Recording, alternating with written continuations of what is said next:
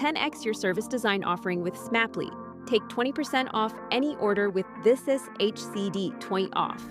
Let's superpower you and your design team's potential. Sign up at smaply.app. Enjoy the episode from your friends at Smaply, helping support This Is HCD podcast.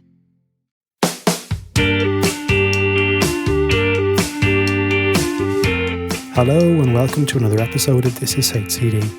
I am your host, Gerry Scullion, a human-centred designer based in Dublin, Ireland. Now, in this episode, I caught up with Gerry McGovern, one of the most well-known and loved CX professionals in the industry today. I caught up with Gerry as I returned to Ireland in April of this year, and as it turned out, was not only one of my favourite conversations of 2018, but also one of yours, with thousands and thousands of downloads since it was released. Since then, myself and Gerry have caught up many times, and even went on to form another podcast together with Gerry Gaffney in Melbourne called The Three Gerrys, and I'll throw a link to that one in the show notes. It's been an epic 2018 for me personally and professionally. Returning to my homeland of Ireland and getting to know the Irish design scene has been really insightful. Now, these insights form many of the driving forces behind the conversation with Gerry today. Gerry's created a wonderful Top Tasks methodology and has packaged it all up into a wonderful book, and that's what we discuss in this episode. Now, some of you might know the Top Tasks methodology already, and even if you do, I encourage you to listen as I break down the method to better understand its mechanics and get Gerry's insights into where it works well and also its origins. And there's so much wisdom in this episode. I just know you'll enjoy it, and I particularly enjoy the final three questions, which in true Gerry McGovern style was full of emotion and impact.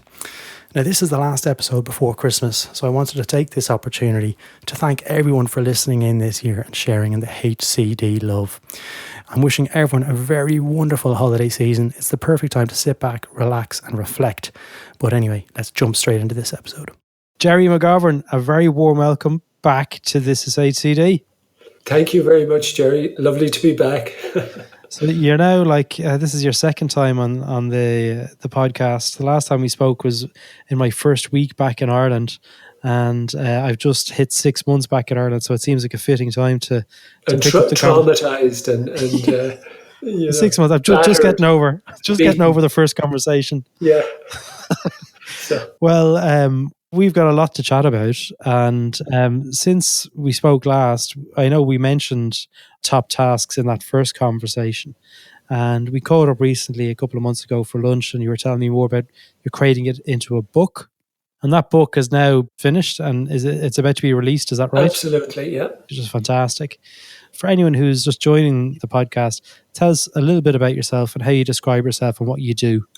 Basically, I've been involved in the web or the internet since about 1994, and I started off as a freelance journalist. That's how I discovered it, and then started trying to set up companies and .coms, and had a company called Nua that was quite successful for a period, at least in Ireland in the late 90s. But as I got involved in the whole web thing, less from a technical or even classical design point of view, and more interested in the customer experience or the user experience. So that's a kind of an area I've really focused on over the period. Published, this is now my seventh book, so to speak, broadly, either around content and the importance of content to customers, or the general customer experience and how to deliver a better customer, user, employee experience. Yeah, and absolutely. And I know from just reading, I've got the book here in front of me, and I've read a lot of the book so far, but it was created 15 years ago. That's it, yeah. And there's I know you just come back from Australia, and there's a story that touches a little bit about on Australia, and also on maybe innovation and how you actually create things, because what this Top Task, this method, it's essentially a research method to identify what's critical to people and what's not critical. And it was, like many things, discovered by accident. I didn't invent it. In fact, I tried to stop it being happening or discovering. And the way it essentially happened is I used to do a lot of workshops around information architecture design. And I was in Australia a number of times. And part of the discovery actually happened in Australia. I was doing all these workshops in Adelaide and Perth and Sydney and Melbourne, and then going to New Zealand, Wellington and places like that. And I was doing these intense one-day information architecture workshops. And part of the information architecture was a card sorting exercise. And I'd basically gone through a big process of coming up with this imaginary website, so to speak, for a national destination. And Ireland was the example. And the core thing was, how would you organise all this content and structure if you had to set up a national tourism website? So I'd created all these cards connected with tourism, getting here and around, things to do and see, special offers, accommodation, everything I could find connected with structures and links and navigation for a tourism environment. And I had about 150 cards. I was very proud of this. I used to walk around with a little plastic toolbox that was full of 15 sets of cards with 150 cards in each one of them. My God, Bob the Builder. I was Bob the Builder. I was Bob the Information Architect, and the amount of effort I bought.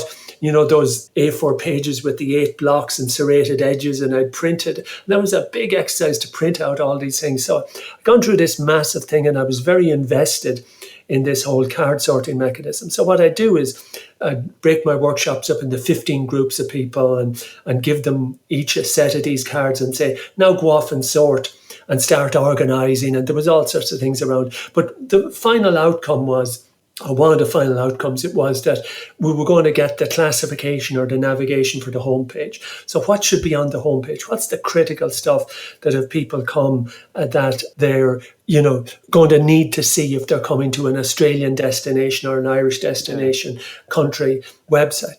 So that was working well, and it was working okay, and they were broadly sorting.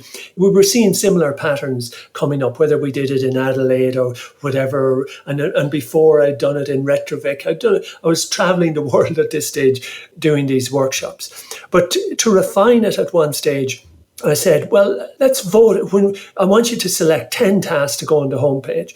And then I decided, well, it'd be good if we could get an even greater clarity to see is there something that's much more important than everything else? So I asked them to vote on their top 10 tasks. But to do that, I had created this sheet at the back of the workbook, which listed the 150 tasks in A to a Z. And I said, okay, after all the sorting, I want you to go to this sheet and basically score the task 10, 9, 8, 7, 6. So and then I'll add all the scores together, blah, blah, blah, and we'll see, are there dominant tasks? And of course there were. But what happened was that people started cheating, because I'd do this exercise just before lunch, and I'd say, whenever you've done the sorting, you can go out and have your lunch. And if you get the sorting done earlier, you can have a longer lunch. And I noticed people would go, some people, instead of sorting out and unpacking and taking those elastic bands, which I'd found very solid elastic bands, because when you try and tie together 150 cards, you need to have good elastic bands. Otherwise, you're going to spend very traumatic periods in your bedroom at night preparing for the next morning's information architecture sessions with loads of cards mixing together. So, but they weren't doing it. They weren't sorting with the cards, and they were going immediately to the back of the worksheet, and they were actually scoring. They were putting in scores straight away. So as soon as I'd notice that, I'd go down to them and say, what are you doing there? And start giving out to them and saying, no, but the whole purpose of this is to sort the cards. This is just this spreadsheet in the back. This is just the end process, the last 5 or 10 minutes of the process. It really will not get you a good result. You sort my bloody cards because of the amount of effort I put into my cards, and because I've learned about card sorting, and the people think I'm good at this and blah, blah, blah. But anyway, more and more people started cheating. And then I had a crisis of identity. What am I anymore? I'm not a card sorting trainer. I'm not good at information architecture. But one morning I decided I'd do something brave and really risky. And I left my Bob the Information Architect's little building case in the hotel room. And I just brought down the sheets of paper. And I gave everybody a sheet of paper, an Excel, built-in Excel with 3 columns. And there was basically 50 things in each column. And I says, okay, let's say you're building this tourism website. I want you to look at this sheet and select what you think should go on the homepage and give 10 to the most important one, 9, 8, 7, 6, 5, 4, 3, 2, 1. So we went through that process. Of course, it was about 5, 6, 7, 8 times shorter than the whole sorting process. And then I said, okay, go off now. Here's another exercise. And I took all the data from them manually and I put it into a spreadsheet and I calculated all the stuff. And then I looked at my previous workshops and I saw, wow, it's identical. It's practically identical from the other exercise, which was the manual card sorting. And that was the beginning of it. And then I thought the magic was in the sheet, and I'd give the sheets out. And then somebody else says, why are you giving these stupid sheets out? Why can't you do it in a survey? And I says, no, it's the sheets. You got to look at the sheet. It's the organized, it's the 3 columns. The magic is in the 3 columns, and stuff like that. And then somebody says, that's stupid. And they created their own survey. And I says, the survey won't work. You can't have people scanning up and down 150 things. They're not going to choose logically in a survey. But of course, the survey did work. And there, through refinements, and basically, I think a lot of the essence of discovery is really watching, and this whole philosophy that I have now, that partly I learned there, is design through use. It gets your idea going, but then get people using it and have a particular eye on the people who are, so to speak, doing it wrong or cheating, because in the cheating or doing it wrong could be the magic that will actually transform, because people will always try and find a simpler way. People will always try and find a better way because they want to get to lunch, or they don't want to go through these big exercises. And sometimes they won't be doing the right thing, but sometimes they'll be discovering something that's simpler and better. And it used to be 10 things that I'd ask people. Then we discovered through analysis that 10 was too many. A lot of people would begin to struggle at about 6 or 7. They couldn't get up to 10. Some people would want 20, but on average, a lot of people would struggle. Then we settled on 5. And we stuck with that for years. But then we began to discover through observation and feedback as well that maybe about 10, 20% of people didn't have 5 in the process. Then we did an analysis, we did an A/B testing, and we gave one group where we said you must choose 5, and then another group where we said you can choose up to 5. And we found they were essentially statistically identical. So now we say up to 5 rather than 5. Then we used to get people to vote, 5, 4, 3, 2, 1. And then we discovered through analysis that actually you get the exact same results.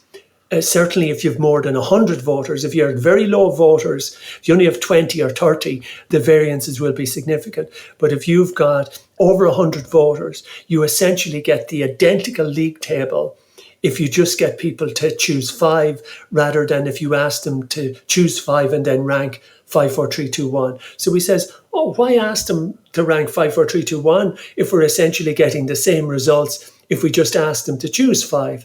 So we've been trying to simplify it over the years. So that's maybe a much longer description than you had expected me to give you of how the method has developed. So I remember when I was chatting to you before, you mentioned about doing work within, I think it was the EU. Yeah. Talk to me about other examples where you've seen Top Tasks work. That's the first part of the question. Then the second part of the question would be, what are the risks associated with just using Top Tasks alone?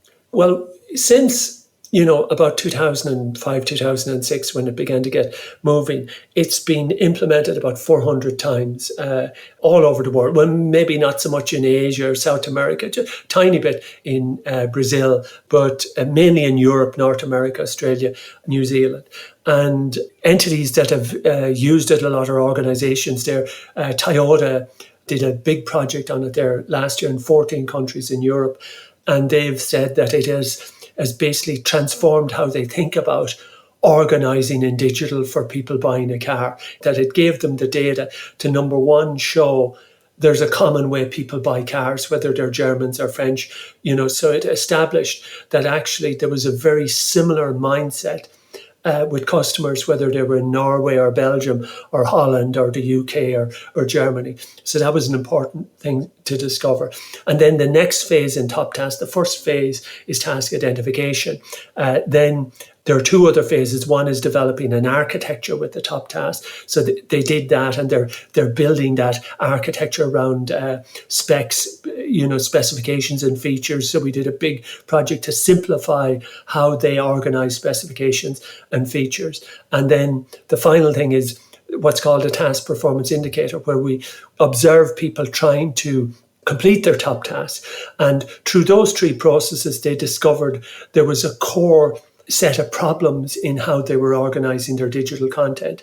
And they're now re-engineering, going through a massive process of a kind of content re-engineering to simplify how, because they were getting a lot of negative feedback over the years that essentially people could not find really important stuff on their websites in relation to buying a car. So Toyota is a very big exercise, but we've done a lot in technology. At the moment, we've done numerous projects for IBM, for Cisco, for Microsoft, for NetApp, VMware, or we're doing quite a bit in health, Irish Health at the moment. We've done for Rolls-Royce and Atlas Copco, IKEA, Tetra Pak.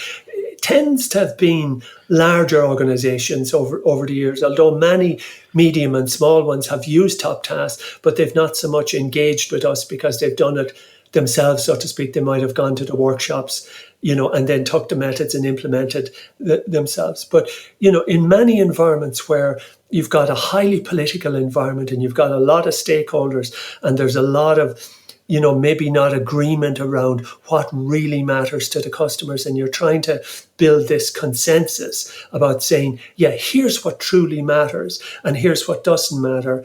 It has been quite successful. So just going on the second part of the question about that, there's no doubt there's huge value in the method. I know myself and Gerry Gaffney, actually, we can talk a little bit more about the three Gerrys, but we've used this to great success. But my question to you is, where do you think the problems could lie in just using Top Tasks alone? Well, like everything, it's a part of a jigsaw. It's not an answer in total. Yeah. And some people take it. Well, one of the biggest mistakes I've found over the years is that they do a top task and they add it to the website.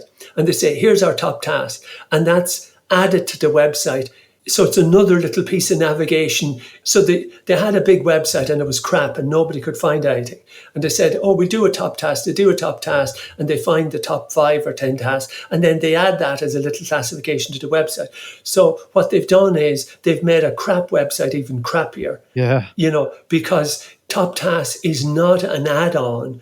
It's an entire approach. So what it's saying is the top task should dominate, but there should be a home and there should be a place for everything. For the tiny tasks, if they're important, it's just that the tiny tasks will be at level 3 or level 4 or level 5 in the structure, in the environment. So if you just use it as an add-on, you're probably going to make things worse. And of course, getting the top, agreeing what is, and task is a very amorphous word. What are the things that are really critical to people in dealing? We're doing a project at the moment in relation to mental and physical well-being. So, maybe these things aren't strictly tasks, but, in Ireland, right, housing is something that's important to mental and physical well-being because you can't get it. And when you get it, it's so bloody expensive, as you know yourself after. Yeah. So, is housing part of the mental and physical well-being environment?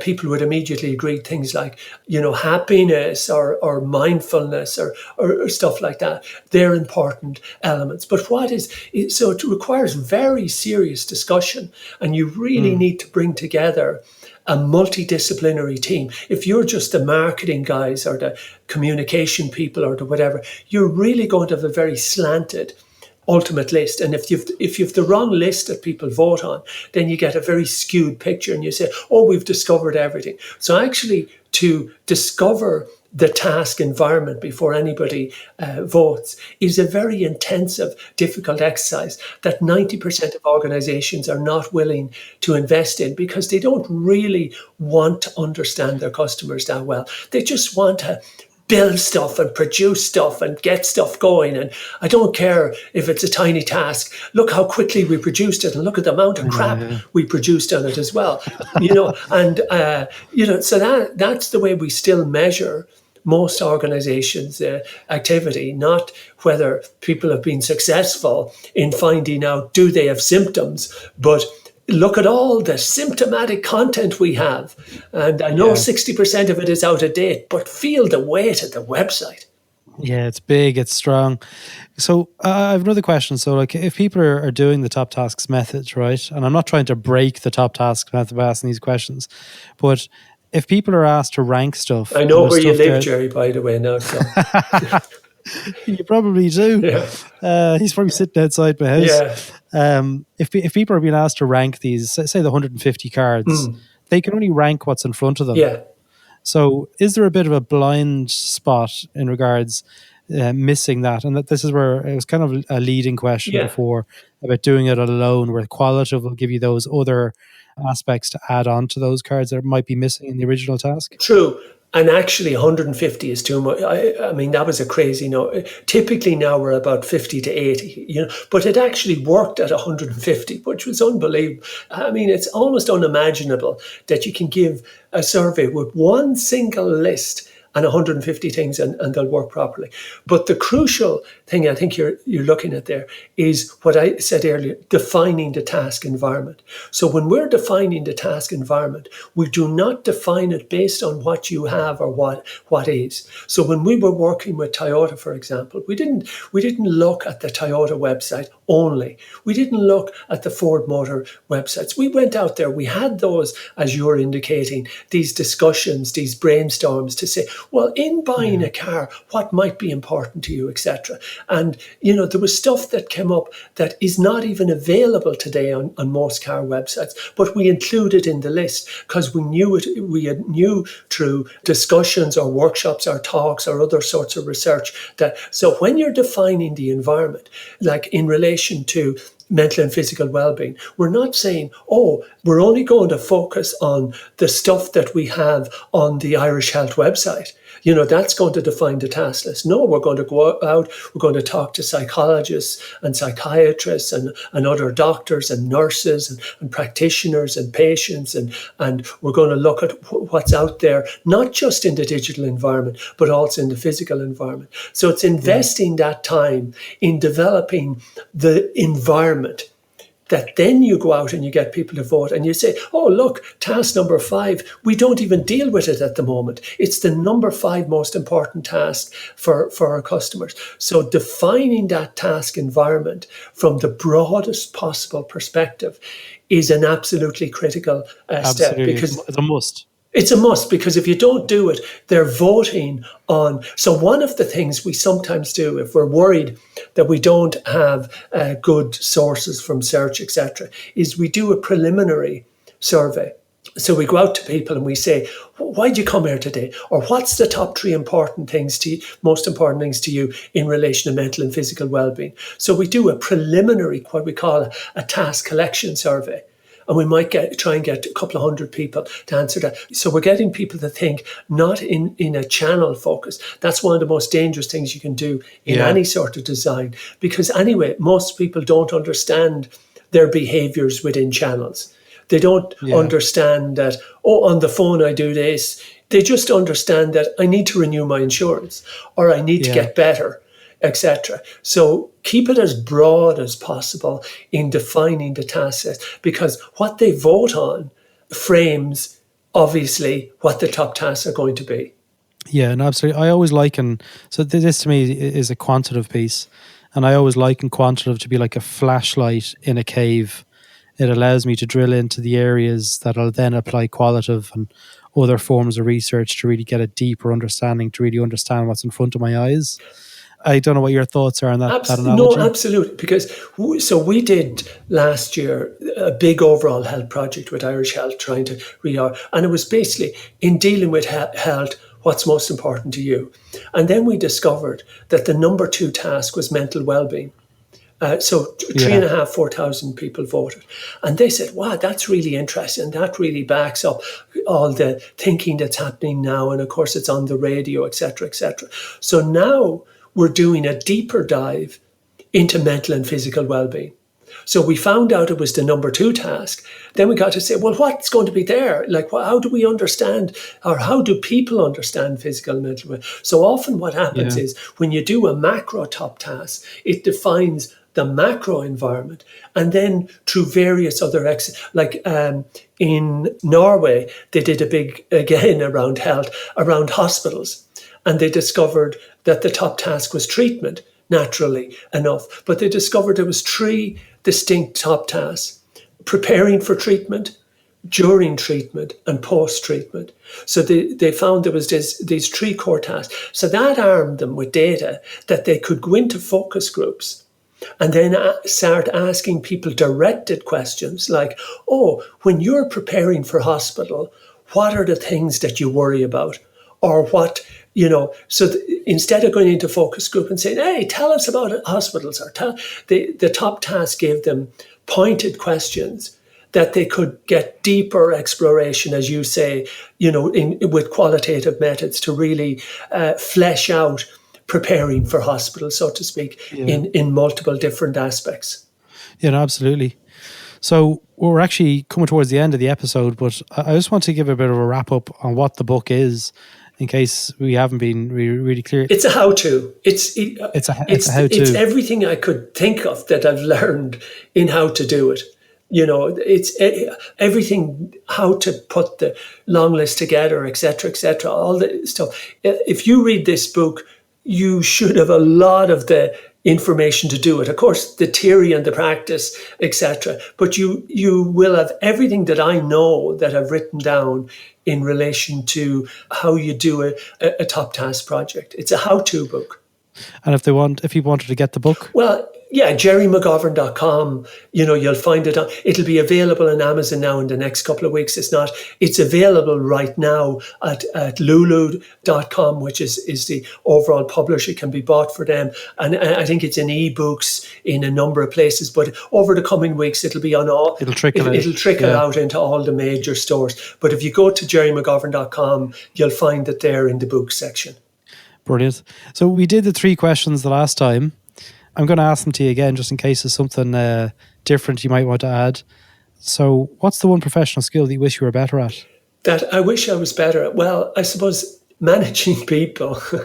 And, I think you said that the last time as well. Last time as well. Well, at least I must be truthful. So in that process. And so that, because I've been more about ideas and, but you find out what you're good at and you try and do more at it, and you find out what you're not good at and you try and do less at it. But certainly that would be one area.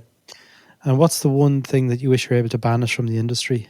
Well, we were talking yesterday about dark patterns, the 3, yourself and Gerry Gaffney and myself, that, we could banish a bit of the ego or the organizational sense that it feels it has to shove crap down people's throat, like the tiny tasks that I say about the tiny task. When a tiny task goes to sleep at night, it dreams of being a top task. If we could just get rid of at least some of the tiny tasks, because organizations think that senior management speeches or their press releases or pictures of their politicians or the blah, blah, blah, that people actually care. And nobody cares about 90% of what organizations do. And if they just get over it and stop pumping so much crap into the world and actually just help people do the things that they need to do, everybody would be better off.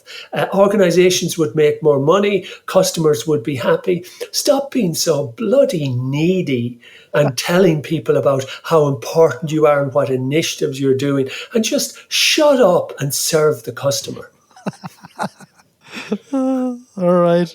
So we're going on to the third question, Gerry. You crack me up, man. Third question is, what advice would you give to emerging design talent for the future? Design with the customer. This is the age of, you don't need to guess. Of course you can guess, get iPod, but get it follow the minimally viable product road, follow the lean and the truly agile design, get it into use. Get rid of your ego as well. You're not a genius. You're not a magician. Don't listen to that bullshit they're teaching you in school that you're the creative and that everyone else is the Dumbo, in the process. And you come in with your magic little wands and you'll create this beautiful thing. And stop the Hollywood fixation or the Picasso fixation. Do that in your spare time.